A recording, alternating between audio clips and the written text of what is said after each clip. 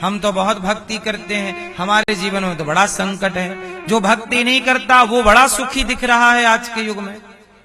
जो पूजा पाठ नहीं कर रहा वो अमीर है, और जो भक्त है वो गरीब है, बेचारा परेशान। और ऐसा सवाल आप लोग करते हैं, पर ये प्रश्न ही गलत है। कैसे? आओ सही मुद्दे की बात करते हैं। सच बताओ, सुदामा जी दुखी थे या नहीं?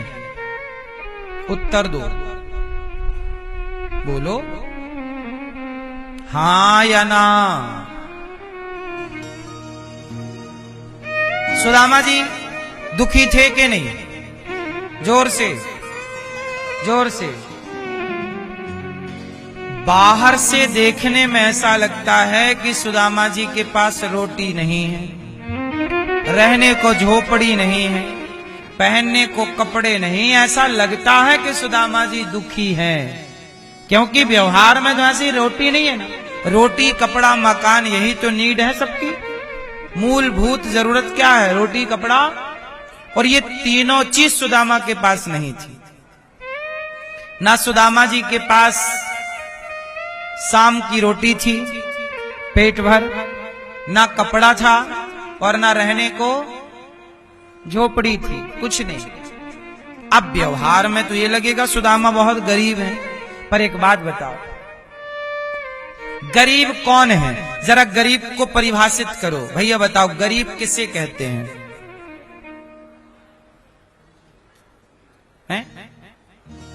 जिसके पास कुछ नहीं है। तो साधु संतों के पास भी तो कुछ नहीं है, तो क्या वो गरीब माने जाएंगे? कितने साधु संत कपड़े भी नहीं पहनते। नागा साधु, नागा साधु देखा ना? नागा साधु है, कुछ भी नहीं। ऐसे ऐसे लोग हैं कि करोड़ देने को तैयार है, महाराज जी ले लो, वो लेते ही नहीं, हमें नहीं चाहिए। बोलो हाँ। अब बताओ, वो गरीब हैं जिनको करोड़ देने के लिए लोग खड़े हैं। लो गुरुजी 1 करोड़ रुपया ले लो, पर गुरुजी बोले हम करेंगे क्या, हम तो कपड़ा भी नहीं, मस्त भगवान के चिंतन में पेड़ की छांव में बैठते हैं, मस्त रहे। अब बताओ वो गरीब है? गरीब की परिभाषा बताइए, गरीबी की परिभाषा क्या है? गरीब किसे कहते हैं? गरीबी की परिभाषा। सुदामा जी गरीब नहीं थे। क्यों? गरीब कौन है? जिसको चाह है, जिसको इच्छा है, मेरे पास हो, काश मेरे पास भी होता। जिसके अंदर इच्छाएं हैं। आप करोड़पति हैं, पर इच्छाएं तो आपकी और हैं, आप गरीब हैं। लेकिन जिसके अंदर कोई इच्छा ही नहीं है, फुटपाथ पे पड़े हैं संत जी, 1 करोड़ रुपया लेके खड़े हैं, बगल में एक भक्त बोले ले लो, नहीं जा, हम तो यही आनंद है। अब बताओ वो कोई गरीब है? गरीब वो हैं जिनकी इच्छाएं हैं। सुदामा की तो इच्छा ही नहीं थी। अब देख लो ना, सुशीला ने कहा जाओ श्याम सुंदर से कुछ मांग लाओ। सुदामा जी बोले मांगने मांगने मैं नहीं जाता। अरे दर्शन कराओ, तो खाली हाथ कैसे जाऊं? सुदामा श्री कृष्ण के यहाँ गए थे, लेने नहीं गए। सुदामा ने कभी नहीं कहा कृष्ण हमें दो। कहीं सुना किसी से आपने कि सुदामा ने कहा हो कि हमारे पास नहीं है, कन्हैया तुम तो इतने बड़े आदमी हो, थोड़ा सा हमें रोटी की व्यवस्था करा दो, एक झोपड़ी दे दो, एक घर दे दो? क्या मांगा सुदामा जी ने? मांगा? क्यों नहीं मांगा? नहीं, बल्कि 4 मुट्ठी चिवड़ा चावल दे दिए, लो आप खाओ।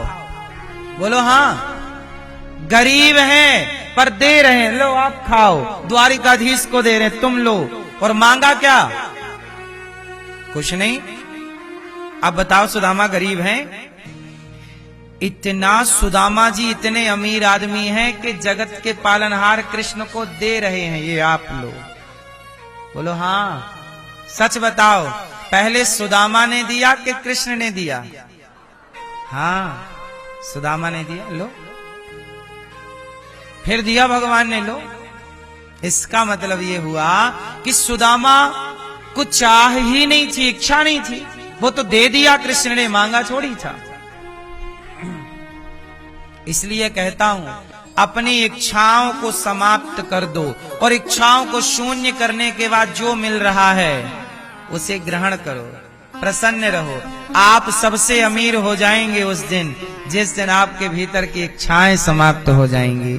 फिर बिना गोली खाए नींद आने लग जाएगी, फिर बिना कुछ किए भूख लगने लग जाएगी। अभी भूख नहीं लगती आपको, ठीक से नींद नहीं आती, क्योंकि इच्छाएं बहुत है।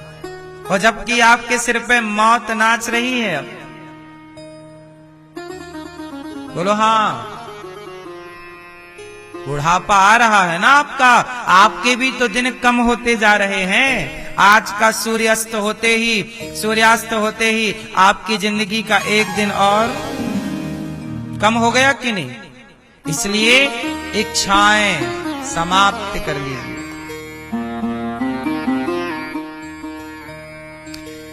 बुद्ध, भगवान बुद्ध जो थे वो भिक्षा लेते थे, भिक्षाम देही, पर उतनी ही भिक्षा लेते थे जितने की जरूरत थी। लोग तैयार थे कि ये ले लो वो ले लो, नहीं। अब बताओ, उनके पास नहीं है और दे रहे हैं तो ले भी नहीं रहे, उतना ही ले रहे हैं। आज का पेट भर लो, अरे कल के लिए रख लो। नहीं नहीं नहीं, नहीं। क्या चिड़िया को कल की चिंता है? बोलो, क्या सांप को कल की चिंता है? क्या मछली को कल की चिंता है? बोलो हाँ। हाथी को कल की चिंता है? शेर को कल की चिंता है? चींटी को कल की चिंता है? 84 लाख योनियां देख लो, कल की चिंता केवल मनुष्य को है और परेशान भी मनुष्य है। कल की चिंता चिड़िया को नहीं है, इसलिए आज बिंदास घोंसले में बैठ के आनंद से रह रही है। कल फिर फुर्र से उड़ जाएगी। किसी ने कहा चिड़िया कल के लिए भी दाना क्यों नहीं इकट्ठा कर लेती? चिड़िया बोली पागल हो क्या? जिस परमात्मा ने आज पेट भर दिया है वही कल भी पेट भर देगा। परेशान क्यों होना कल के लिए? कल किसने देखा है? कल किसने देखा है? आज हम खोए क्यों? और जिन घड़ियों में हंस सकते हैं उन घड़ियों में रोए क्यों? गाए जा खुशी के तराने, ठंडी आहें भरना क्या? मौत आएगी तो मर भी लेंगे, मौत से पहले मरना क्या? लिखा मुकद्दर में मिटता नहीं आंसू बहाने से, लिखा किस्मत में मिटता नहीं आंसू बहाने से। जो होनी है वो होके रहेगी किसी बहाने से। इसलिए आप कुछ कर नहीं सकते, इसलिए सदा प्रसन्न रहो, इच्छाओं पे कंट्रोल करो। जो मिल रहा है ईश्वर का प्रसाद मानकर ग्रहण करो। खुशी मिल रही है तो खुश रह लो, दुख मिल रहा है ईश्वर का कड़वा प्रसाद मान के रखो, परेशान ना हो। दुख में भी प्रसन्न रहो, वही जीवन है। दुख में भी हैप्पी रहो, क्योंकि आप परिस्थितियां बदल नहीं सकते। राम को 14 साल का वनवास मिला, अब आपको मिला होता तो आप तो बहुत रोते, बाप ने हमारा गलत कर दिया, राजा बनाने को बोला तो वनवास भेज दिया। लो अब आप तो बहुत फोन लगा ओ भैया सुनो, हाँ पिताजी का दिमाग खराब हो गया, देखो राजा बनाने का बोल रहे तो वनवास भेज दिया। आप तो तमाम कंप्लेंट कर देते अपने बाप के खिलाफ, पागल हो गया है, सठिया गया है। बोलो हाँ। आज का बेटा ऐसा करे कोई बाप के जा 14 साल के लिए, फिर बेटा तो मरवा दे बाप को, बुढ़ा। हाँ या ना? कितने बेटे, अभी नहीं लखनऊ में एक बेटे ने अपने बाप को पैक कर दिया ड्रम में। बाप ने केवल ये बोला बेटा डॉक्टर बनना है पढ़ लिख के। क्या बनना है? बाप चाहता था डॉक्टर बने मेरा बेटा, पढ़ाया लिखाया, बेटा पढ़ते ही नहीं, ज्यादा पढ़ाने का दिया तो मार डाला। हाँ या ना? फिर वो 14 साल का भेजते तो ये करते क्या? लेकिन धन्य है राम के 14 साल वनवास गए तो रोए नहीं, पिता को कोसा नहीं, अपने उस 14 साल को बेहतर से जिया। बोलो हाँ। राम जी समाज का आईना है, दर्पण है। राम जी ये कहना चाहते हैं कि समय कैसा भी निर्मित हो जाए, परिस्थिति सिचुएशन कैसी भी हो, पर उसे एंजॉय करो, आनंद से जी लो, काट लो वो समय, क्योंकि काटना तो है ही, तो रो के काटो या हंस के तो क्यों ना। राम के वह 14 साल ही इतिहास में दर्ज हैं। बाकी राम जी ने राज्य तो 13,000 साल किया। कितने साल? राम जी 13,000 वर्षों तक रहे, पर दुनिया याद केवल 14 साल करती है।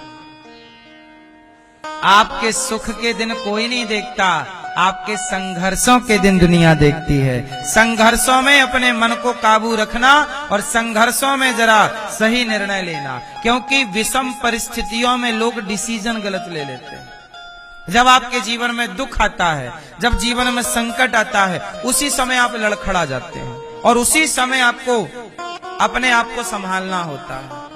अच्छे दिनों में तो सब संभाल लेते हैं अपने को, अच्छे टाइम पे तो संभालने की जरूरत ही नहीं है। अच्छे वक्त में तो हम संभले संभलाए हैं, संभालने की आवश्यकता तो मैया तब है ना जब समय बिगड़ जाए, परिस्थितियां विपरीत हों। विपरीत विषम परिस्थितियों में भी आप निर्णय सही ले रहे हैं, ये आपकी समझदारी है। सही है। राम जी ने 14 साल में वो निर्णय लिए जिन निर्णयों को आज तक सृष्टि याद करती है, याद करती रहेगी। इसलिए मेरी मां, समय बुरा आए तो घबराना मत, बुरा समय आए और मजबूत होके खड़े हो जाना और शांत रहना। राम कैसे रहे? शांत, प्रसन्न। आपके जीवन में जरा सा नुकसान आ जाए, जरा सी तकलीफ आ जाए, आप सोचते हैं यार हम मर जाते हैं, आत्महत्या कर लेते हैं। क्या रखा है जीवन में? जरा सा संकट क्या आया, जरा सा क्या हुआ कि आप मरने की सोचने लगे? कितने कमजोर हैं आप, और राम कितने स्ट्रांग हैं। राम से सीखा नहीं तो क्या सीखा? जिंदगी में आदर्श राम को नहीं बनाया तो क्या बनाया? इसलिए अपना आदर्श किसे बनाओ? केवल जय श्री राम के नारे मत लगाते रह जाना। राम के जीवन में हर घटना से सीख लो, आदर्श बनाओ राम को और हर बात को सीखो। कितनी गहराई से जीवन जीकर दिखाया भगवान ने कि तुम भी जीना ऐसे, क्योंकि तुम्हारे जीवन में भी वो सारी घटनाएं घटेंगी जो राम के जीवन में घटी थी। बस घटनाएं आज की होंगी, वो त्रेता की थी ये, लेकिन लमसम ध्यान से देखोगे तो घटनाक्रम वही है जो वो था। आपके जीवन में भी कोई सूर्पनखा आएगी। क्यों आई कि नहीं कोई सूर्पनखा आपके जीवन में? राम के जीवन में एक सूर्पनखा आई, क्या कहती है? ब्याह कर लो, हम बहुत सुंदर हैं। आपके जीवन में भी कोई सुंदरी आके खड़ी होती होगी, आपको आई लव यू बोलती होगी, ये लो हमारा आई लव यू, और आप उसके चक्कर में पड़ गए तो गए काम से। बोलो हाँ। कितने पुरुषों के लिए पत्नियां रोती हैं कि मेरे पति का चक्कर चल रहा है पड़ोसन से, चक्कर में बर्बाद हो गए कितनों की गृहस्थियां। हाँ या ना? हर तीसरी स्त्री परेशान है। अब बताओ, कोई भले ना, पर धरती में वर्तमान की स्थिति में हर तीसरी स्त्री परेशान है कि मेरा पति का किसी के संग चक्कर है। आपके जानकारी में, मोहल्ले पड़ोस में, रिश्तेदारी में बहुत ये केस होंगे जिसका घर बर्बाद हो चुका है पराई स्त्री के चक्कर में, पराई पुरुष के चक्कर में। बोलो हाँ। राम से ये सीख नहीं ली तो क्या सीखा?